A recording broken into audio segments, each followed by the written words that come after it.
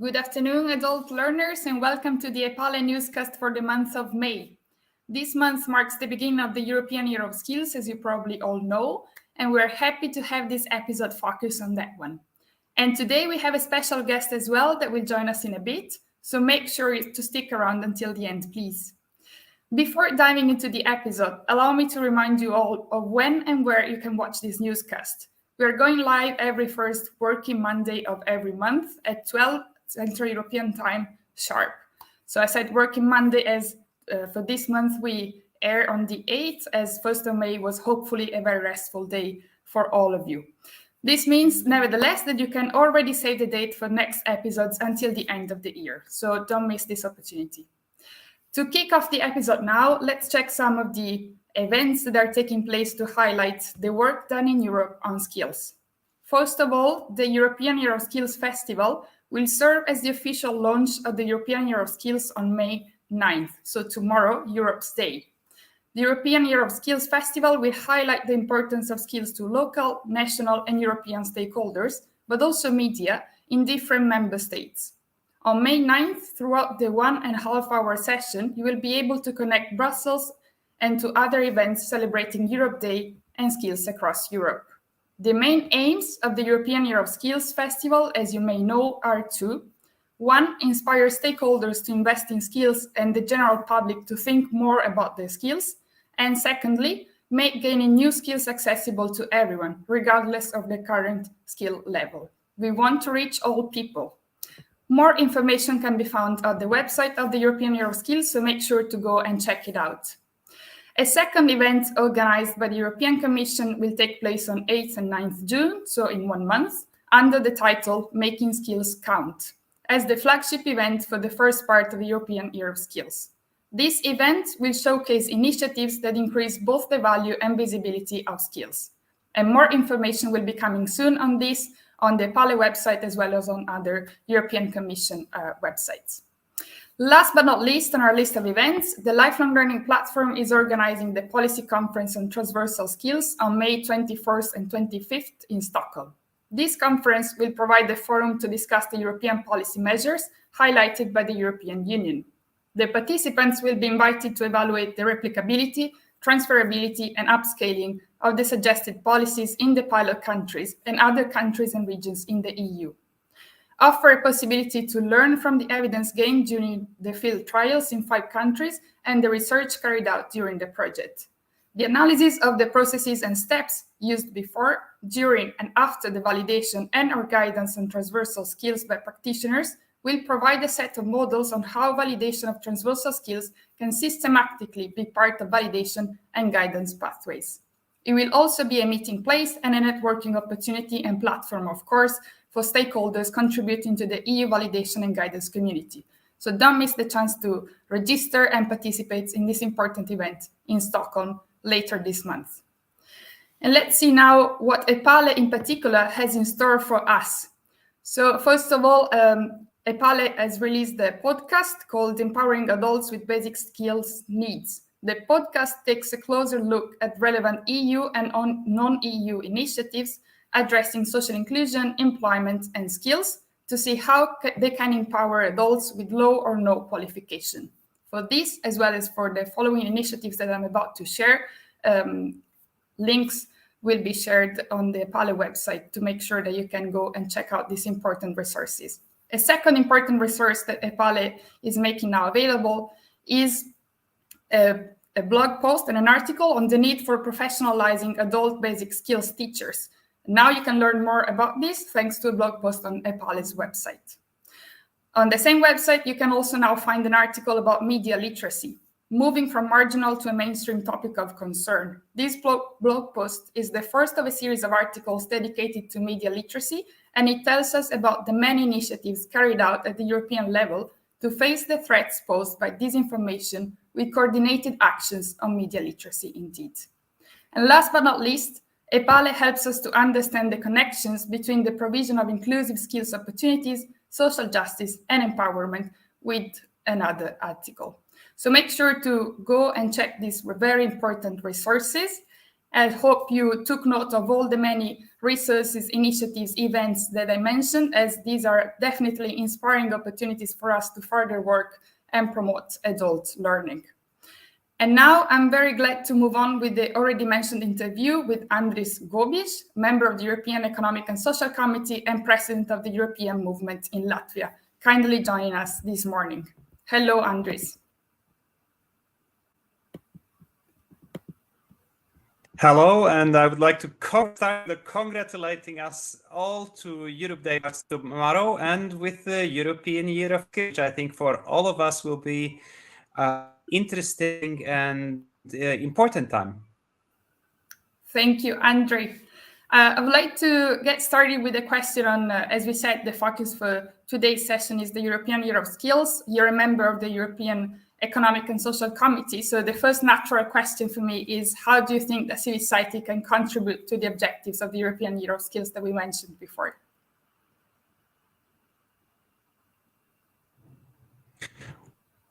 Wow, you're right into the core of the question, and which actually is always the big question on the European years. What we in the Economic and Social Committee mentioned, and as you know, the Economic and Social Committee is the house of civil society, which takes a special focus on civil society involvement. I would say, and as we say also in our official opinion, that the key for the of this year, and as it is always on when we talk about skills, is to create a real ownership. And this real ownership will be created, which is now in the next days and weeks to come, if we make the national and at EU level interlink, that the EU officials and the national coordinators, which are designated this year, that they, if they manage to reach out to civil society players to get on board, business associations, trade unions, the wide variety of civil society organizations out there doing work, then the year is going to be a success.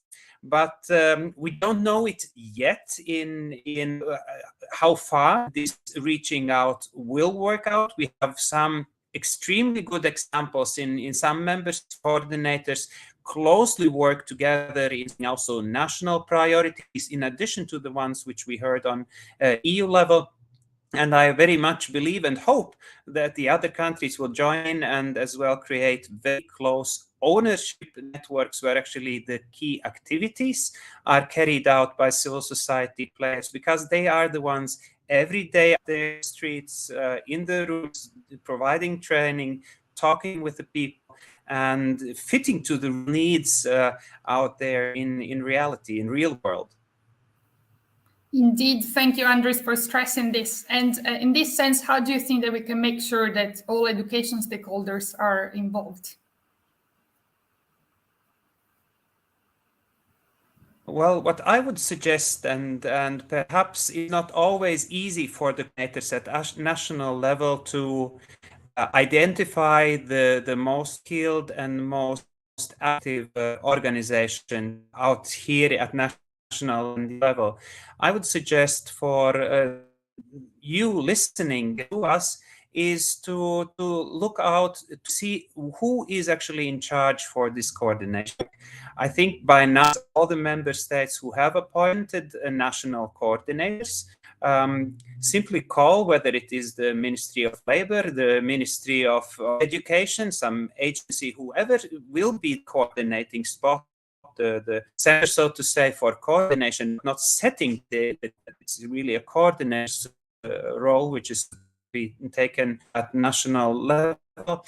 Out to these people and come up with your proactive suggestions, because we see that there is good support from EU level, but to make that and work at national and very local day work, it is key that you as the people watching this newscast, that you engage and take real ownership, take over the year, to say, not to leave the institutions and official bodies, but really reach out, talk with the coordinator, say, hey, we have these and these plans which are important for us during this year. How about others joining in to raise attention within the year and reach out to neighboring countries, learn best practice from elsewhere, and take some additions, some ideas to European level and some ideas back there. So find the coordinators, talk to them, and design a good and varied program at the national level, where you can add as well some national specific ones which we have jointly agreed on at EU level. Thank you, Andres. There is a bit of a connection issue, so maybe if I could invite to speak a little more slowly. I don't know if this is going to help, but let's give it a try. We understood all that you shared so far, which is the most important, of course, but let's try to make it even more clear. You mentioned, Andres, just now the importance of the role of each institution involved, right, for making the European Year of Skills a success.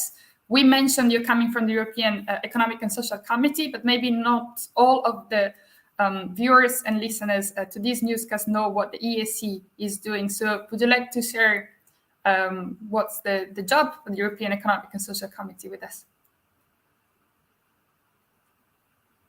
Absolutely, and with great. And I hope that the connection issues will not be a problem in understanding the key issues which we talk about here today. So everyone knows the European Parliament, the European Commission, and the Council, which is then the representative of the national ministries, and these three institutions are the key players in decision making. But if we look on European Year of Skills, I must say with great pleasure that civil society players, both within the Economic and Social Committee, as we are the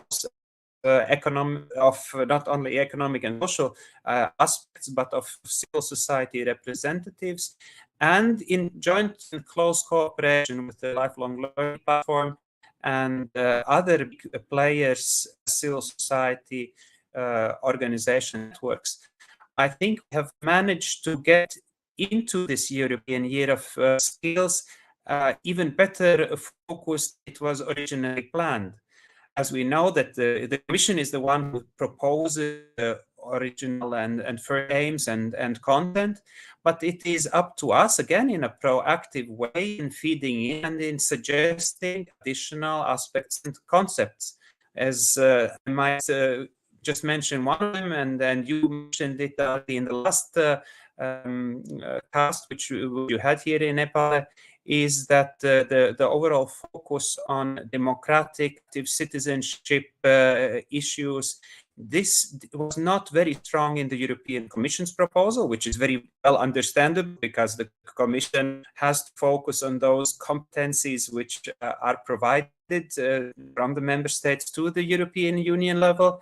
But with the Economic and Social Committee and also the other big networks on education sphere said that actually if we have a European Year of Skills, we should focus and get these very strong focus on democracy and active citizenship aspects, as these are which are the basics of the European Union.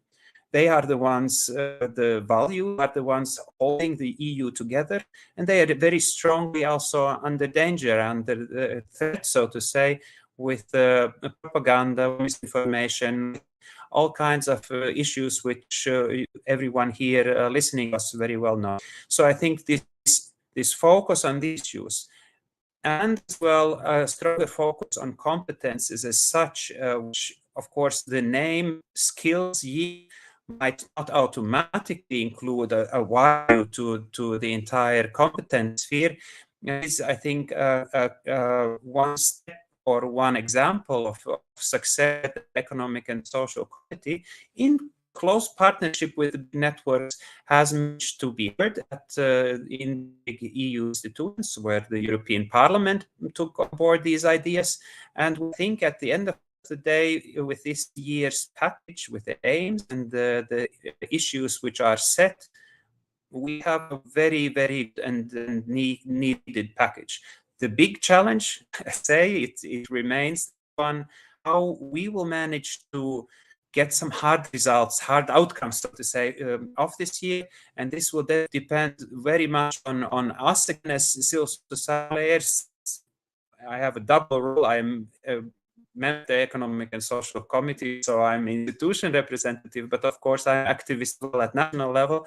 It will depend on us as civil society players really to take the ownership and to reach out to the Commission, to the national coordinators, and work as well towards concrete outcomes, because of course the Commission and the national players can suggest ideas, but whether they will be implemented, how successful they will be, this depends very much on us as civil society players, whether and how we do things which are needed, how far they match with our priorities back in our organizations. And I think everyone can find his and her priorities well identified in this European Years of Skills overall package. And let's now take the things active on board and implement them. Thank you very much, Andris. This is it in terms of news for today. I hope we were a good company for your coffee break, maybe, or the start of your lunch break. You'll let us know.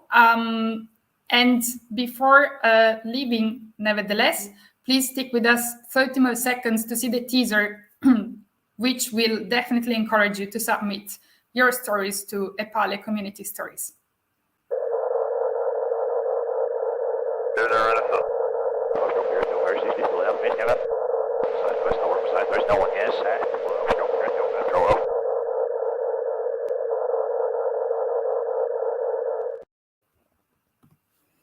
Thank you. I hope you appreciated it as much as I did, at least. And make sure to pin in your calendar June 5th to tune in for the next episode of the newscast. Thank you all. Have a nice afternoon. Thank you, Elsa.